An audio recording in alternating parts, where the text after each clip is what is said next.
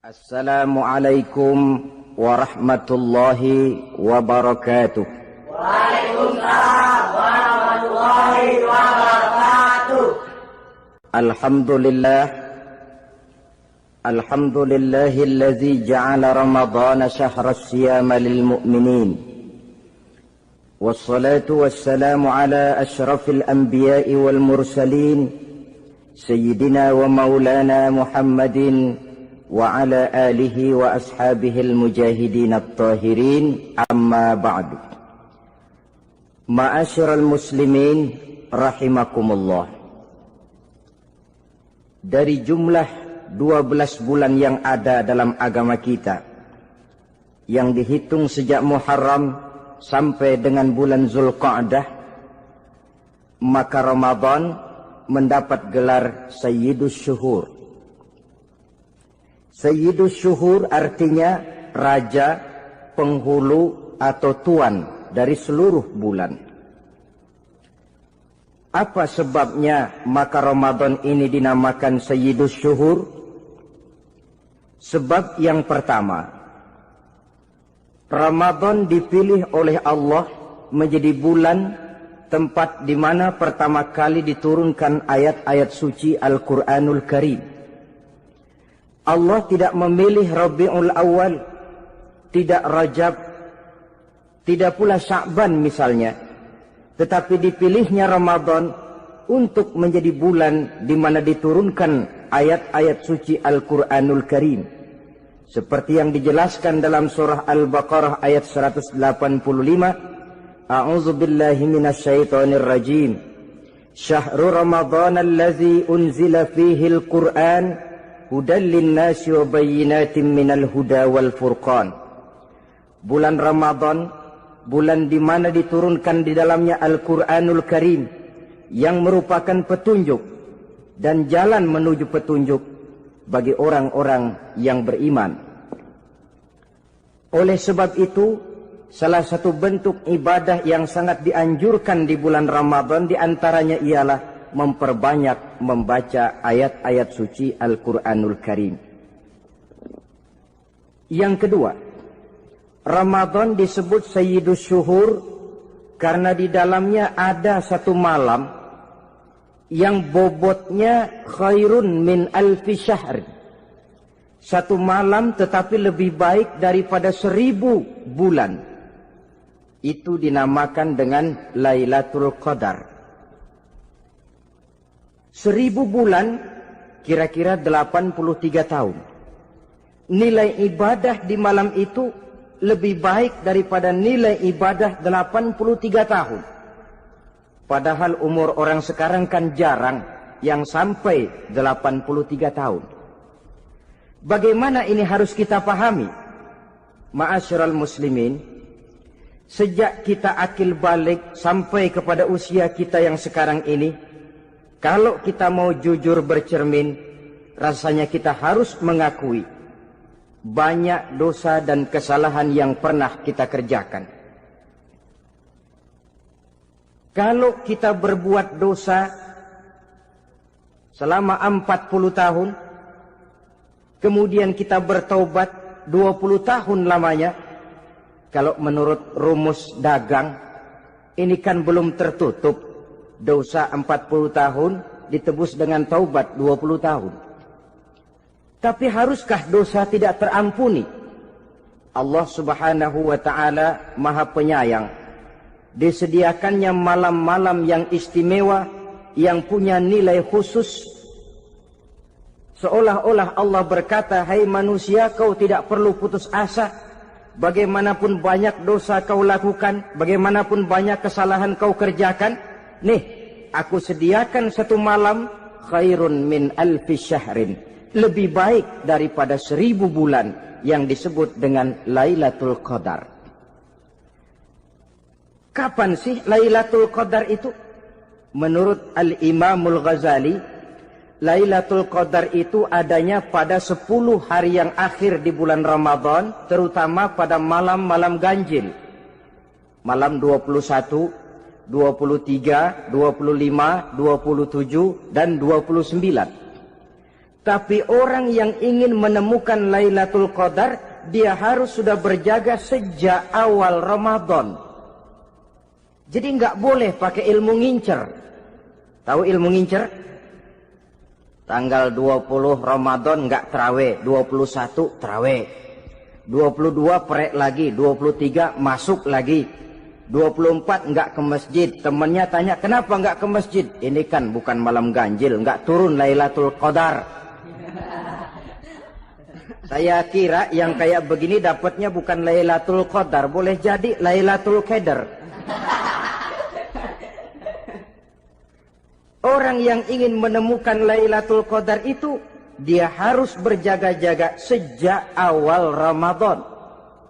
Inilah di antara tugas kita, memanfaatkan waktu-waktu yang punya nilai istimewa. Itu ada dalam agama. Dalam setiap minggu ada hari istimewa. Dalam setiap hari ada jam-jam istimewa.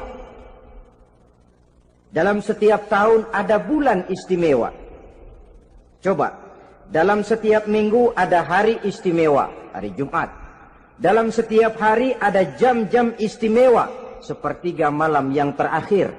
Antara jam 2 sampai menjelang fajar di kala subuh, itu saat-saat istimewa. Di samping saat istimewa, Allah pun menyediakan tempat-tempat yang istimewa. Solat di Masjidil Haram, pahalanya 100.000 kali ketimbang solat di masjid-masjid lain. Begitu di Masjid Nabawi misalnya, ini tempat yang istimewa. Lailatul Qadar, waktu yang istimewa yang diberikan kepada kita untuk kita manfaatkan dengan sebaik-baiknya.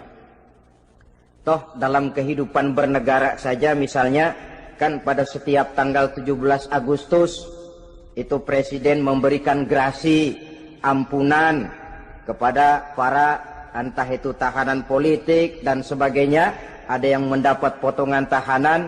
Waktu-waktu yang istimewa.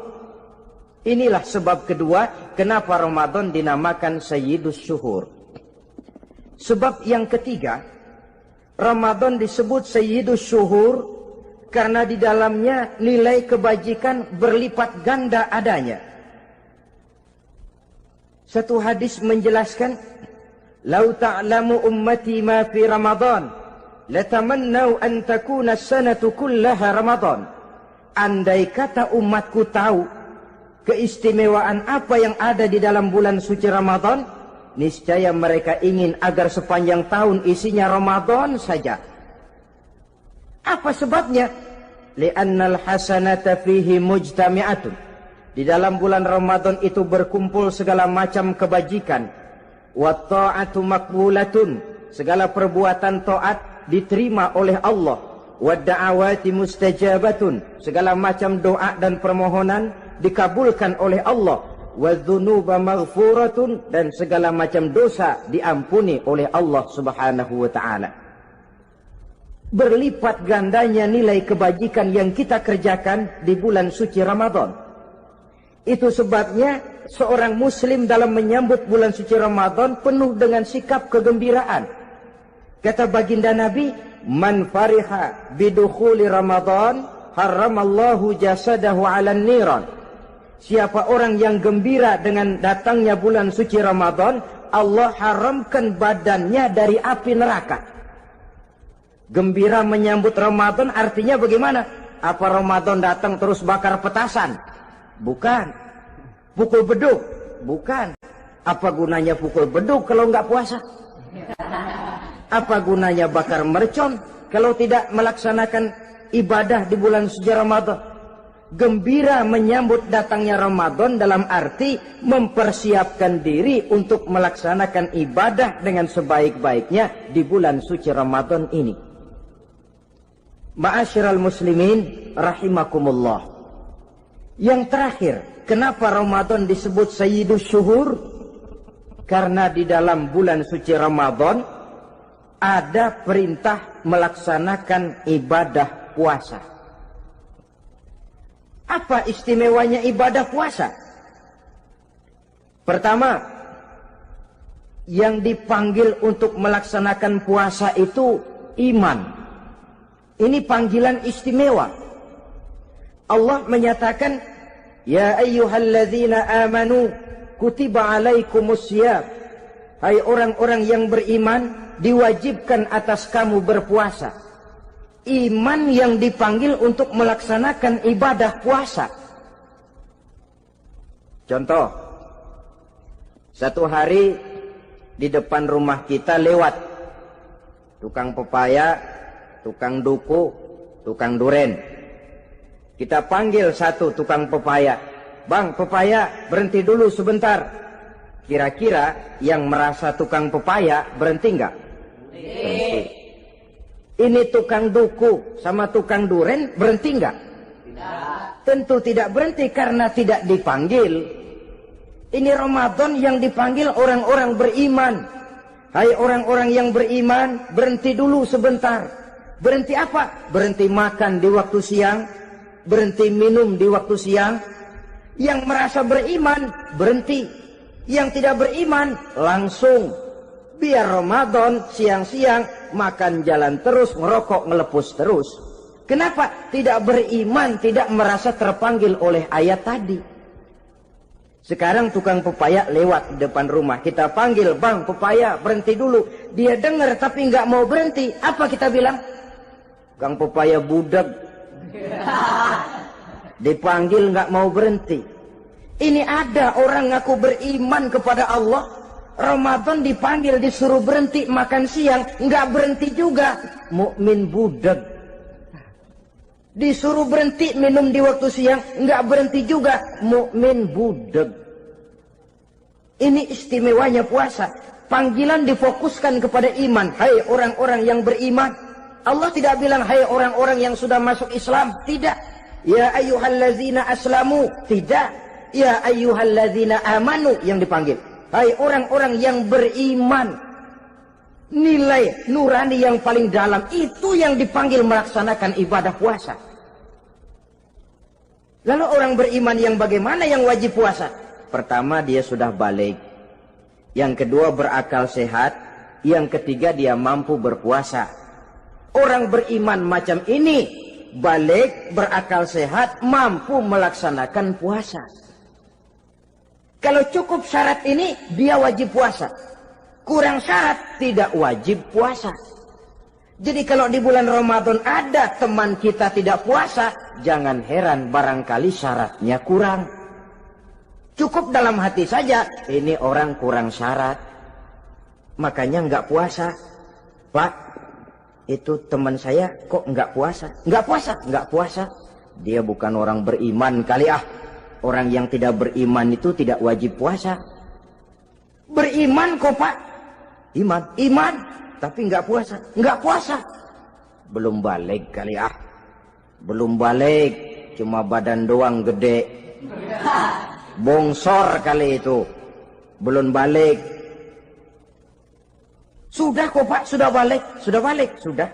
Tapi nggak puasa. Enggak. Gila kali dia ah. Gila kali, sebab orang yang tidak berakal itu tidak wajib puasa. Waras pak, dia tidak gila. Tidak gila, tidak. Barangkali dia tidak mampu melaksanakan puasa karena terkena uzur syar'i.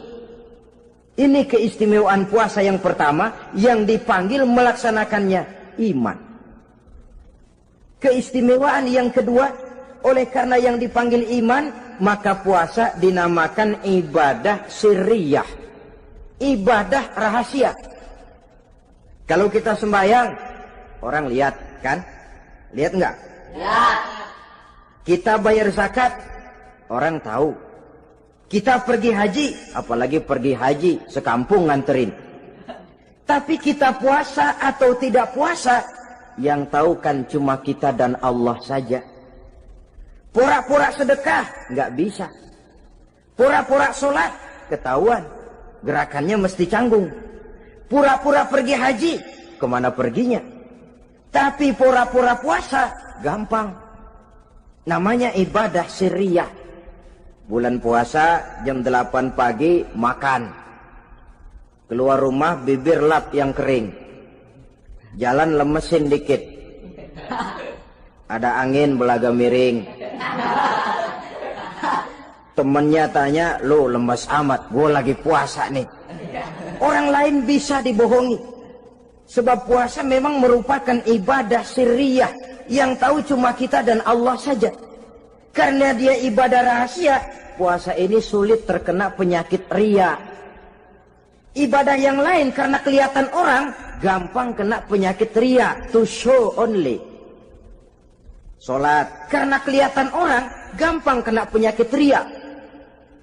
Karena saya jadi imam, misalnya di belakang saya lihat ada mertua, wah saya bikinlah sembahyang saya mantap-mantap, pakai serban, pakai siwak, bahasanya saya paseh-pasehin kayak orang 16 tahun di Mekah.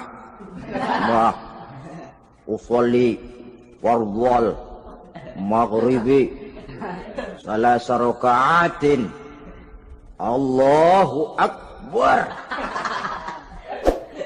Surahnya saya cari yang panjang-panjang, paling pendek sabbihis sama wadduha.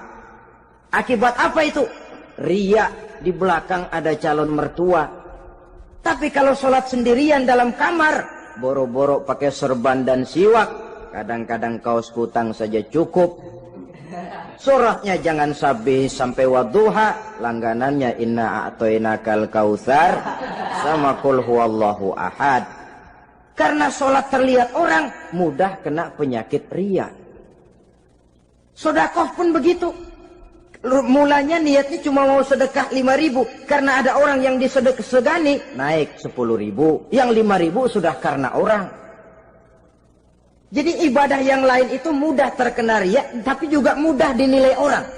Kita bisa saja bilang, itu orang sholatnya khusyuk ya. Kenapa? Kelihatan dari gerakannya. Itu orang hajinya mabrur ya. Kenapa? Kelihatan dari tingkah lakunya setelah pulang haji. Itu orang sedekahnya berani ya. Kenapa? Ketahuan dari jumlahnya. Ibadah yang lain bisa dinilai, tapi puasa nggak bisa dinilai. Tuh orang puasanya mantap bener ya. Kenapa? Beludah melulu. Itu bukan ukuran. Itulah sebabnya dia dinamakan ibadah sirriyah, ibadah yang abstrak, yang tahu cuma si pelaksana dan Allah saja. Ini keistimewaan puasa yang kedua. Yang ketiga, saudara-saudara, kalau ibadah-ibadah yang lain, ganjaran pahalanya itu dijelaskan oleh Allah. Sedekah kalau ikhlas pahalanya begini. Haji kalau mabrur pahalanya ini. Sembahyang berjamaah pahalanya ini. Untuk puasa tidak. Puasa Allah cuma bilang as-siyamu li wa ana ajzi bihi. Puasa adalah untukku, aku yang akan membalasnya. Berapa besar balasannya tidak dijelaskan oleh Allah. Apa artinya ini? Kalau saudara kerja, mandor bilang, sampean kerja sama saya, gaji 1 hari 5.000. Ketahuan kan, sehari 5.000. Kita bisa kong kalingkong, ada mandor rajin, nggak ada mandor kendor. Pokoknya sehari 5.000. Tapi kalau mandor cuma bilang, kau kerja sama aku, soal gajimu nanti aku yang atur. Tidak dijelaskan berapanya, nanti aku yang atur. Ini kan mestinya kita kerja hati-hati. Sebab apa? Mungkin gaji kita lebih besar dari jumlah 5.000 kalau kerjaan memuaskan. Mungkin tidak digaji sama sekali kalau kerjaan berantakan. Tidak dijelaskannya pahala puasa menjadi sugesti bagi kita untuk melaksanakan ibadah ini dengan sebaik-baiknya. Mungkin gaji sangat besar, mungkin tidak digaji sama sekali. Sebab kata Nabi, kam min shaimin laisa lahu min siyamihi illa al-ju' wal 'atsh. Berapa banyak orang puasa, dia tidak memperoleh apa-apa dari puasanya kecuali lapar dan haus saja. Puasa sah, kewajiban gugur, nilai 0. Tidak dapat apa-apa kecuali lapar dan haus. Jadi inilah keistimewaan daripada ibadah puasa. Saudara hadirin yang saya hormati, kemudian apa sih perlunya kita melaksanakan ibadah puasa ini? namanya syahwat. Kalau itu kita kendalikan, maka langkah hidup ini akan menjadi lurus karenanya. Benar kalau Nabi menyatakan, "Iza jaa Ramadan, futihat abwabus sama, wa ghulliqat abwabun nar, wa sufsidatis sayatin." Apabila datang bulan suci Ramadan, dibuka pintu langit, dibuka pintu surga, ditutup pintu neraka, dan diikat setan-setan itu. Siapa yang ikat setan? Puasa kita. Dengan puasa kita mengendalikan nafsu. Kalau nafsu kita kendalikan, setan nggak berkutik. Jadi yang mengendalikan nafsu itu nilai puasa. Nafsu terkendali, setan terikat. Kalau puasa, kalau nggak puasa, setannya ngebludak. Jadi jangan digambarkan, wah kalau bulan puasa setan dirantai. Rantainya kayak apa? Yang rantai siapa? Arti setan diikat di sini ialah nafsu dikendalikan. Dengan apa? Mengatur makan dan minum. Puasa kan sebenarnya logikanya mengatur perpindahan waktu makan dan minum saja. Apabila perut besar ini teratur demikian rupa, syahwat tidak menggelegak, dia terkendali. Dengan hidup pandai mengendalikan nafsu, iblis tidak berdaya dan tidak berkutik. Ma'asyiral muslimin rahimakumullah, Nabi bersabda, "La yu'minu ahadukum hatta takuna hawahu taba'an lima ji'tu bih." Belum sempurna iman kamu kalau nafsumu belum ikut apa yang aku bawa. Yang dibawa Nabi tidak lain daripada syariat, termasuk di dalamnya pelaksanaan ibadah puasa. Karena itu saya pesan kepada seluruhnya, jangan kalau puasa kayak orang ngancem. Siang bisa mengendalikan nafsu, tapi begitu maghrib berbunyi, nafsu sudah tidak terkendalikan lagi. Itu namanya puasa orang ngancem. Kayaknya, biarin siang gua tahan, ntar lo maghrib. Begitu maghrib berbunyi, sudah macam bendungan pecah. Semua isi meja pindah ke perut. Akhirnya, kalau siang dia setengah mati kelaparan, habis buka setengah mati kekenyangan. Dua-duanya jelek. Kalau sudah kekenyangan, yang enak kan ngukur balik. Tidur. Maghrib liwat, isya out, trawek boten. Temennya nyamper ke masjid yuk trawek duluan deh, gua kenyang bener nih. Kenyang. Berbuka itu yang bagus pakai etik ya, etika buka itu. Maghrib berbunyi, cukup seteguk air, 3 butir korma atau sepotong kue. Sholat maghrib. Selesai sholat maghrib, masuk ronde kedua. Waktunya agak panjang, makan ala qadarnya. Selesai makan, berangkat ke masjid, isya, tarawih. Pulang tarawih, masuk ronde ketiga. Waktunya panjang, mau habis-habisan juga nggak apa-apa. Tapi kalau begitu maghrib berbunyi langsung dipukul 1 ronde, kita yang rubuh. Kekenyangan. Waktu siang dia sanggup mengendalikan nafsu, tapi begitu maghrib berbunyi, nafsu sudah tidak terkendali lagi. Asar pengaruh puasa tidak akan membekas dalam jiwanya. Siang jelas puasa, nggak boleh ngerokok. Begitu maghrib sampai imsak kayak lokomotif, kelebul nggak berhenti-berhenti. Tidak lagi sanggup mengendalikan diri, mumpung boleh katanya. Sampai pernah kejadian ada orang bangun sahur kesiangan, bingung dia waktunya tinggal dikit. Mau sahur dulu nggak keburu ngerokok, mau ngerokok dulu takut nggak keburu sahur, akhirnya bareng. Sebelah nyuap nasi, sebelah ngerokok. Itu macam mana rasanya kalau sudah kayak begitu? Padahal pengaruh daripada melaksanakan puasa akan terlihat dari sejauh mana seseorang dalam hidup mampu mengendalikan nafsu. Bukan pada waktu memang dilarang, tapi pada waktu diizinkan. Di situ yang paling kelihatan. Kalau waktu siang saudara mampu mengendalikan nafsu, itu jelas saja memang seharusnya wong puasa. Malam dalam keadaan makan boleh, minum boleh, masih mampu mengendalikan nafsu. Dalam arti makan dan minum pada batas yang wajar saja. Itulah yang dikehendaki dari melaksanakan ibadah puasa. Sehingga ibadah itu membekas dan ikut membentuk kepribadian orang. Sekali lagi, jangan cuma waktu siang saja bisa mengendalikan nafsu. Di waktu malam pun dalam kondisi yang memang dihalalkan, kita juga hendaknya mampu mengendalikan nafsu. Jadi inilah perlunya puasa yang pertama, supaya kita bisa mengendalikan nafsu. Yang kedua, puasa itu melatih kita hidup sederhana. Orang sufi mengajarkan, orang yang paling kaya ini sebenarnya orang yang hidupnya paling cukup. Sedangkan orang miskin adalah orang yang kebutuhannya kelewat banyak. Maka yang paling kaya, bahkan yang maha kaya, itu sebenarnya cuma Allah. Sebab apa? Dia nggak perlu apa-apa. Makin banyak keperluan kita, makin miskin kita. Coba orang puasa lihat. Kalau sudah jam 2, jam 3, itulah barangkali memang termasuk godaannya dalam melaksanakan ibadah puasa.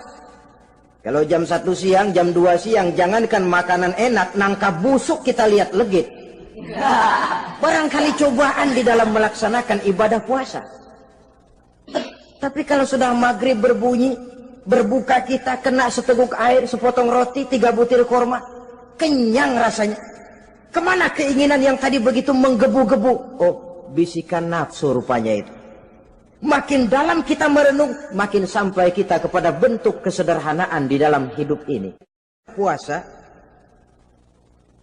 membentuk pribadi seorang muslim untuk jauh daripada sifat tamak bin rakus alias rakah.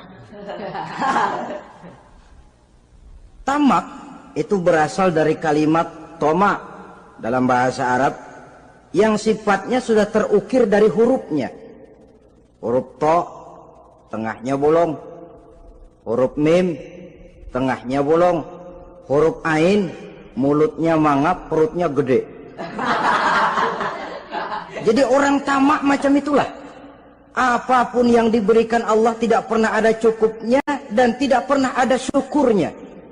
Sehingga Nabi menjelaskan, lau anna libni Adam wadiyani min zahabin labtagha lahuma thalisan wala yamla'u jawfa ibna Adam illa turab.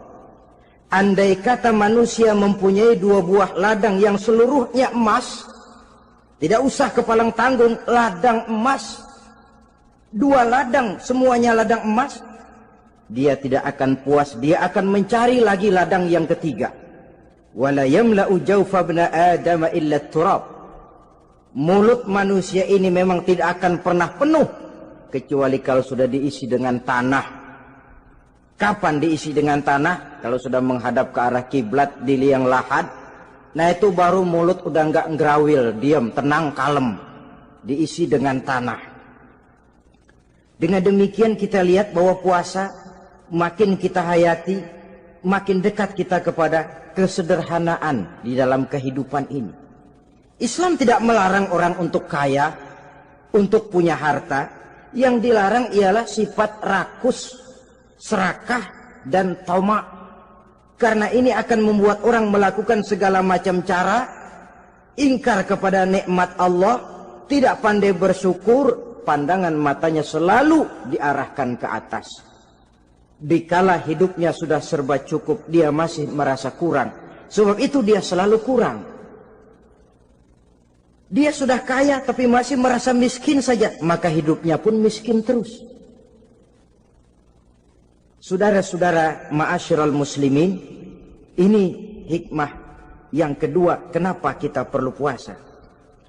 Yang ketiga, puasa itu melatih kita cinta kepada fakir miskin, orang-orang yang tidak mampu, yang memerlukan pertolongan. Bagaimana caranya? Dunia pendidikan berkata bahwa pendidikan akan lebih berhasil kalau bersifat audio visual. Mengajar anak berenang, bawa ke kolam. Mengajar anak naik sepeda, berikan sepedanya. Mengajar orang cinta fakir miskin, rasakan apa yang dirasakan oleh fakir miskin. Apa itu? Lapar, haus. Kan nggak bisa ngajarin anak berenang teori saja. Ke kolam nggak pernah. Teori hafal luar kepala. Gaya dada begini, gaya 200 meter begini, gaya kupu-kupu begini, gaya bebas begini. Teori hafal, ke kolam nggak pernah. Sekali terjun, gaya batu. Sudah nggak timbul-timbul lagi. Nggak bisa ngajar anak naik sepeda cuma teori saja. Sepedanya tidak pernah diberikan. Hafal teori, bab 1 pegang setang. Bab 2 dorong. Bab 3 kaki kanan naik pedal kanan. Bab 4 genjot.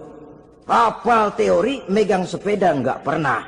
Begitu dikasih sepeda dia naik, habis tukang bakso.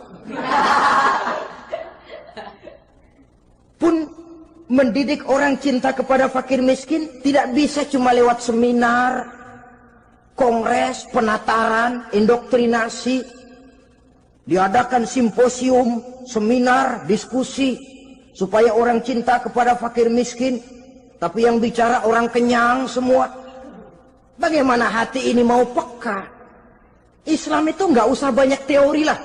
Rasakan saja lapar, haus, enak nggak? Kalau kau tahu lapar dan haus tidak enak, kau lapar haus cuma sebentar.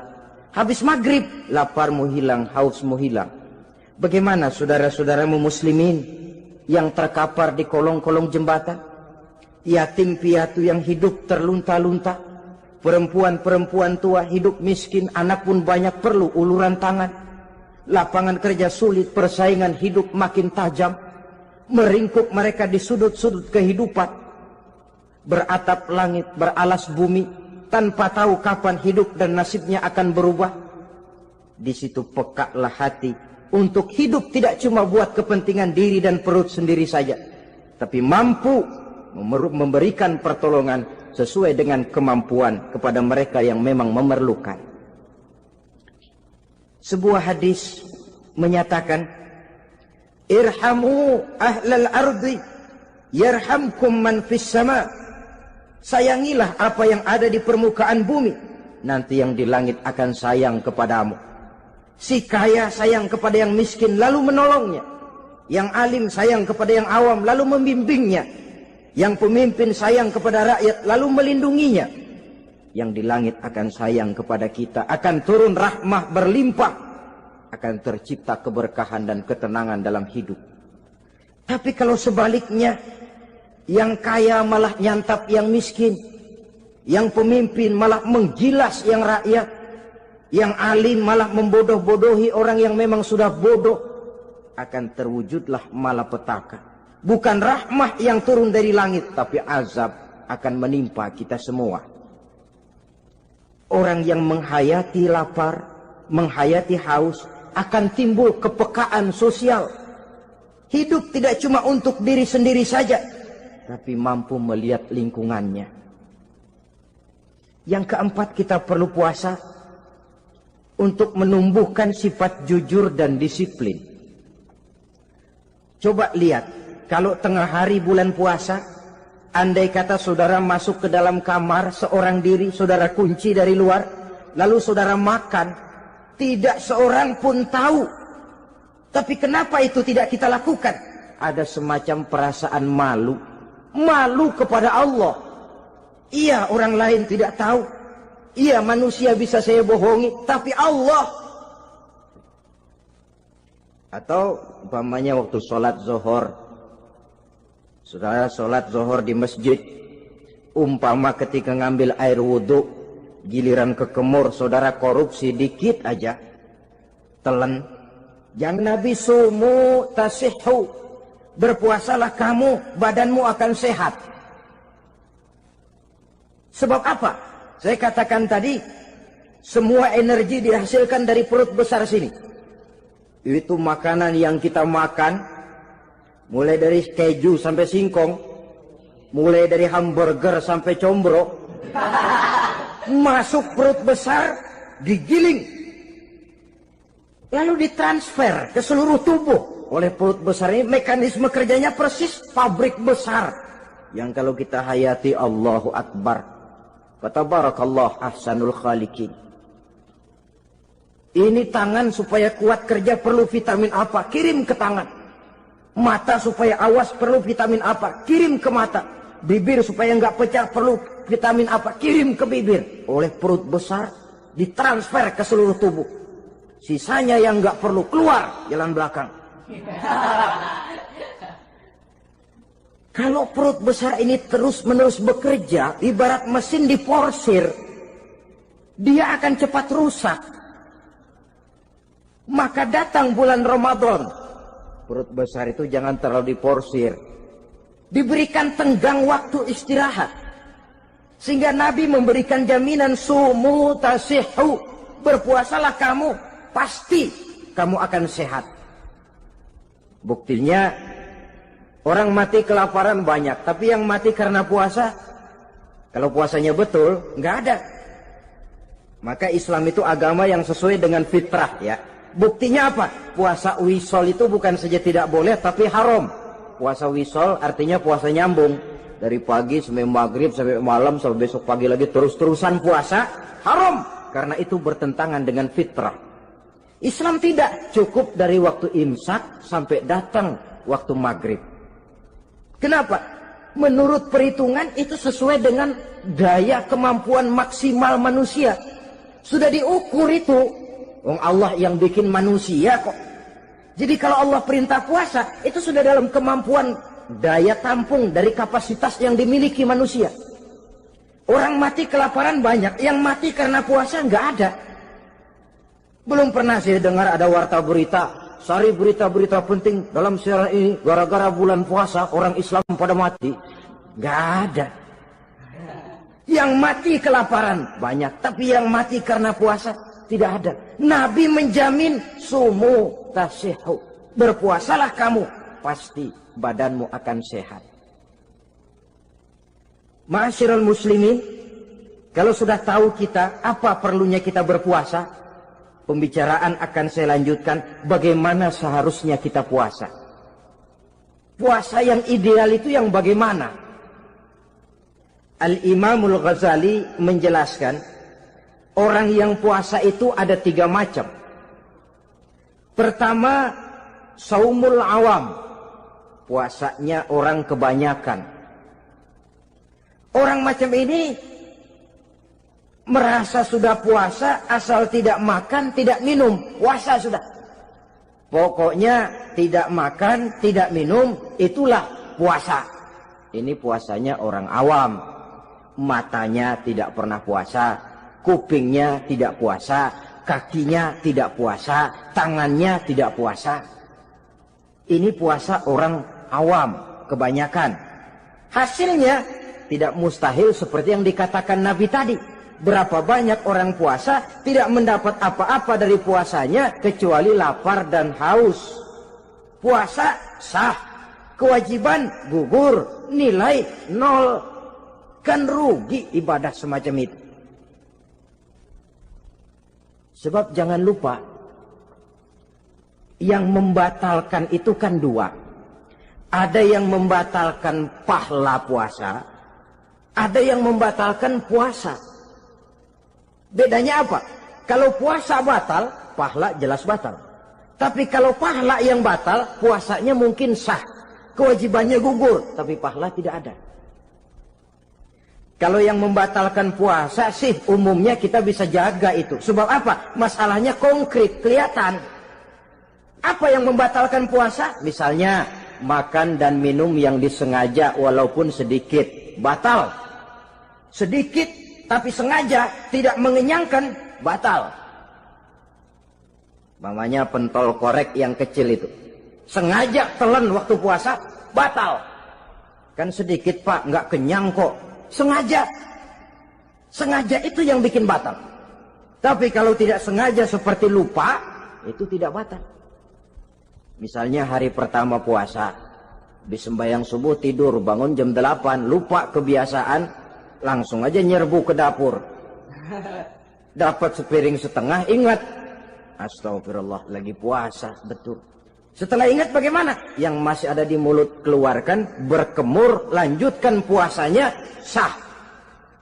Perkara sepiring setengah yang udah kadang masuk bagaimana Pak? Itu rezeki. Lawang orang lupa. Lupa itu kan jenis yang ma'fu anhu, jenis yang dimaafkan. Makan dan minum yang disengaja walaupun sedikit, batal. Batal puasanya. Apalagi muntah yang disengaja, batal puasa itu. Ukuran sengaja kan kita tahu. Apalagi hilang akal, seperti gila atau pingsan, batal puasa. Apalagi hubungan suami istri di waktu siang secara sengaja, batal. Kalau sengaja. Kalau nggak sengaja, enggak. Namanya nggak sengaja. Umpamanya, saya nggak sengaja Pak, tahu-tahu udah nyampe situ, gimana? Yang nggak batal, cuma begitu ingat, buru-buru selesai mandi, lanjutkan puasanya, sah. Jangan begitu ingat sih, ingat Pak puasa, cuman tanggung. Nah, ini tanggung ini yang bikin jadi batal. Dan jangan lupa, orang yang membatalkan puasa karena hubungan suami istri, dendanya paling berat. Seorang sahabat pernah lapor, halaktu ya Rasulullah, ya Rasul, celaka saya. Ma ahlakah, apa yang bikin kamu celaka? Saya lagi puasa Ramadan ya Rasulullah, saya nggak tahan. Lalu saya nyelonong sama istri saya, pengantin baru ini rupanya. Nyelonong bagaimana? Ya nyelonong.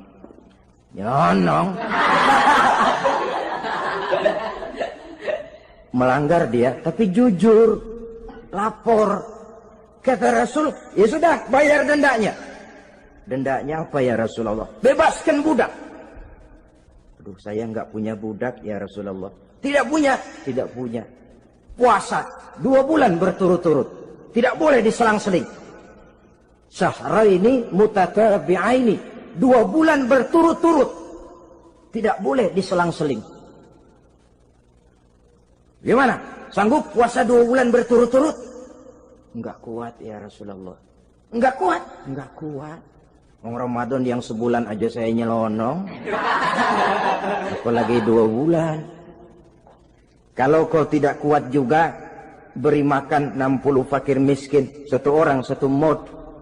Ya Rasulullah. Apalagi? Jangan memberi makan 60 fakir miskin.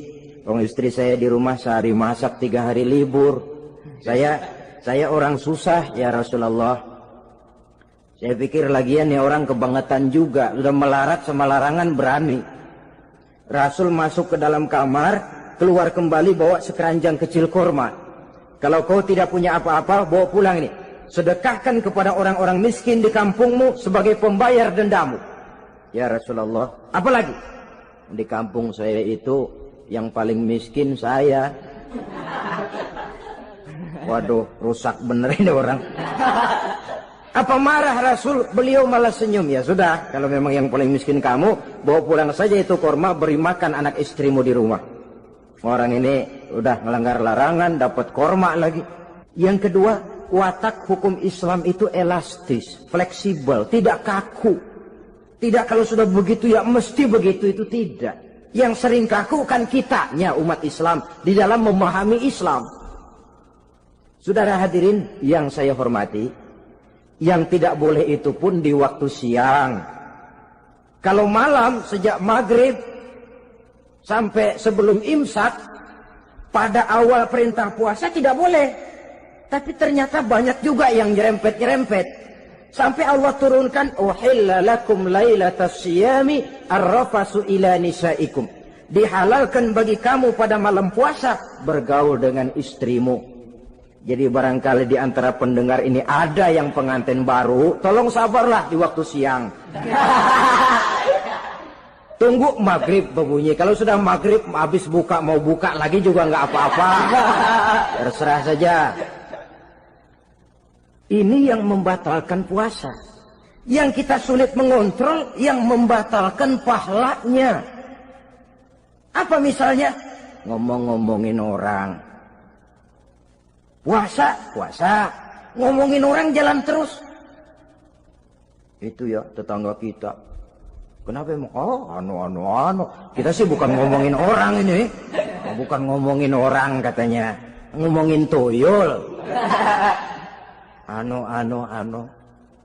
Bohong. Orang puasa bohong, apa puasanya batal? Tidak. Puasanya sah. Yang batal mungkin pahalanya. Saudara-saudara, ma'asyiral muslimin rahimakumullah. Mata, terutama di kota-kota besar, menjaga mata ini kadang-kadang kita nggak pengen lihat tapi kelihatan. Sebab itu memang yang tidak boleh ngeliatin. Kalau kelihatan lain, kelihatan itu kan rezeki. Orang kita nggak mau tapi kelihatan. Yang kelihatan itu sebentar. Kata Imam Ali, nazaratul ula laka wa tsaniyatu alaika. Pandangan pertama untukmu, yang kedua atasmu. Jadi begitu kelihatan, ya sudah. Jangan kelihatan tapi manteng aja enggak mau. Jadi mantengnya ini yang jadi urusan. Saudara hadirin yang saya hormati, dengan kata lain, berusahalah kita untuk puasa zahir batin. Itu yang pertama tadi. Puasa tingkatnya orang saumul awam disebut. Tingkat yang kedua, saumul khawas. Puasanya orang khusus. Bagaimana ini? Di samping tidak makan dan tidak minum, panca inderanya sudah ikut puasa. Matanya puasa. Kupingnya puasa. Asal ada diajak ngomong-ngomongin orang, maaf ya, kuping saya lagi puasa. Kakinya puasa, diajak jalan ke tempat yang tidak baik, dia bilang, maaf saja, kaki saya lagi puasa. Diajak nyolong, maaf, tangan saya lagi puasa. Tidak cuma sekedar tidak makan dan tidak minum, panca inderanya sudah ikut puasa. Sekurang-kurangnya, seperti inilah puasa kita. Zahir, batin. Nah, yang tertinggi disebut saumu khawasil khawas. Puasa orang khusus yang lebih khusus lagi. Ini sudah the first class ini. Puasanya orang fit. Bagaimana puasanya orang ini? Di samping tidak makan dan tidak minum, puasa panca inderanya, hatinya juga sudah ikut puasa dari seluruh keinginan yang selain Allah. Wah, ini kelas tinggi. Orang yang puasa macam ini, andai kata jam 3 sore dia berpikir, ntar sore buka pakai apa ya? Dia menganggap batal pahalanya. Kenapa? Masih mikirin makanan.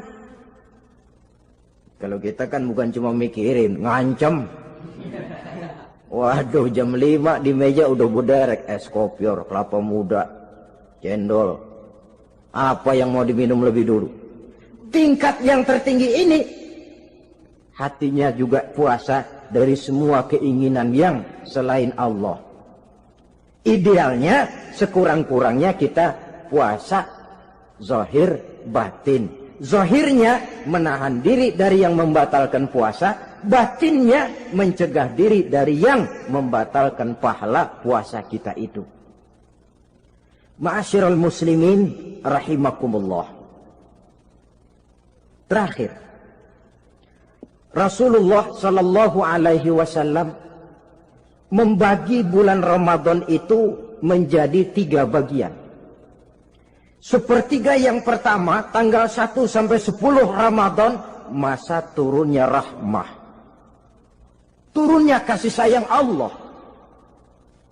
Kalau istilah sepak bola, tanggal 1 sampai 10 Ramadan ini disebut babak semifinal.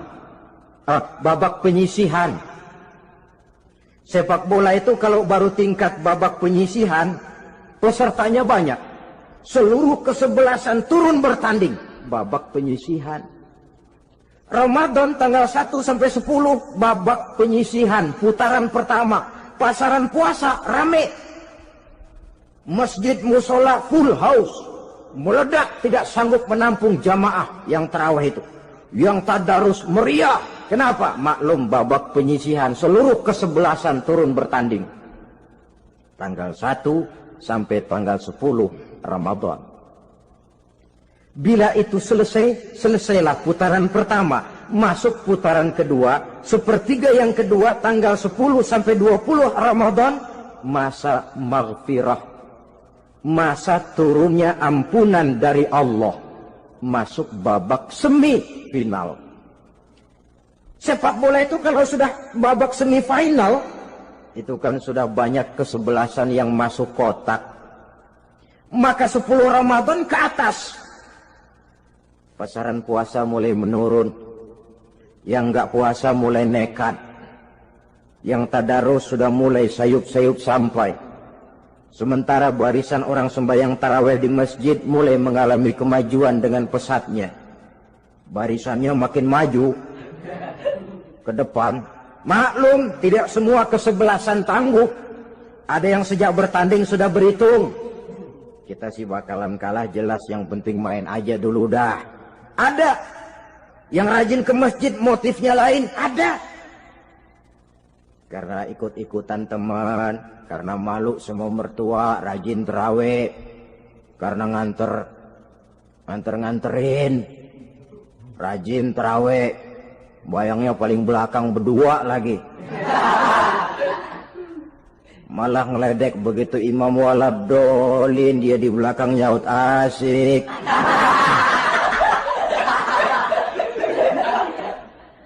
Yang kayak begini ini sudah nggak bakal tahan lama. Akan gugur di babak semifinal. Puncaknya, putaran terakhir, tanggal 20 sampai akhir Ramadan, masa itkun minan nar, masa pembebasan dari api neraka. Masuk babak final. Kalau sudah babak final, ya pesertanya nggak banyak sudah. Ramadan tanggal 20 ke atas babak final. Pesertanya nggak banyak. Sebab apa? 20 Ramadan ke atas pikiran orang sudah bercabang itu. Yang punya kampung sudah siap-siap mau pulang mudik. Lebaran di buah kampung. Puasa kayak enggak, yang penting pokoknya lebaran. Yang pegawai negeri gajinya kecil, anaknya banyak, palanya ngebet. Yang belum punya sepatu, belum punya baju, macam-macam problem, sehingga konsentrasi ibadah menurun. Padahal Nabi sangat menganjurkan tingkatkan ibadah la siyama fi ashril awakhir, lebih-lebih pada hari 10 yang akhir, tanggal 20 sampai akhir Ramadan. Di situ dianjurkan memperbanyak ibadah, i'tikaf, tarawih, tadarus Quran, bersedekah, amalan-amalan sunnah yang sangat dianjurkan di bulan suci Ramadan ini. Nah, mereka yang keluar sebagai finalis Ramadan, Allah Subhanahu wa ta'ala berkenan memberikan piagam penghargaan. Di atas piagam itu tertulis dengan nyata, ghufira lahu ma taqaddama min zambihi. Pemegang piagam ini dinyatakan keluar sebagai finalis Ramadan. Kepadanya diberikan penghargaan dengan jaminan ampun terhadap seluruh dosa yang pernah dia kerjakan. Sehingga dia keluar Ramadan, masuk 1 Syawal, seperti bayi baru dilahirkan oleh ibunya. Bersih tanpa dosa, karena sudah dibersihkan oleh ibadah Ramadan. Sehingga masuk Syawal, dia rayakan Idul Fitri, dia pantas mengucapkan minal aidin wal faizin. Minal aidin artinya, semoga kita termasuk orang yang kembali. Kembali kemana? Kembali kepada fitrah.